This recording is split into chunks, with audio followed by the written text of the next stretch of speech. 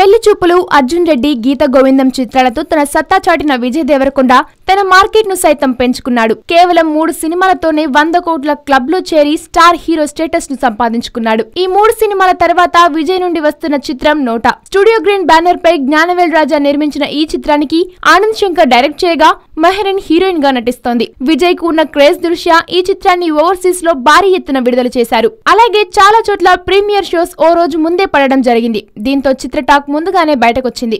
నోటా first half బాగుందని, second half మాత్రం అంతగా ఆకట్టుకోలేకపోయిందనే టాక్ ఎక్కువగా వినిపిస్తుంది. తమిళ ప్రజలకు కాస్త నచ్చినా కానీ తెలుగు ప్రజలకు మాత్రం పెద్దగా నచ్చకపోవచ్చని కామెంట్స్ వినిపిస్తున్నాయి. ఫస్ట్ హాఫ్ లో వచ్చే political scenes, Vijay Deverakonda mass political press meet ప్రేక్షకులకు బాగా నచ్చుతాయి.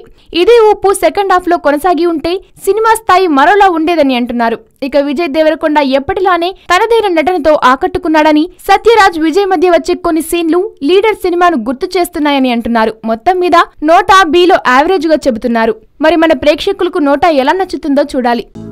హలో, మిమ్మల్నే యోయో టీవీ యాప్ డౌన్లోడ్ చేసుకున్నారా? ఇంకా లేదా? మీ యాప్ స్టోర్ కి వెళ్ళి వెంటనే డౌన్లోడ్ చేసుకోండి.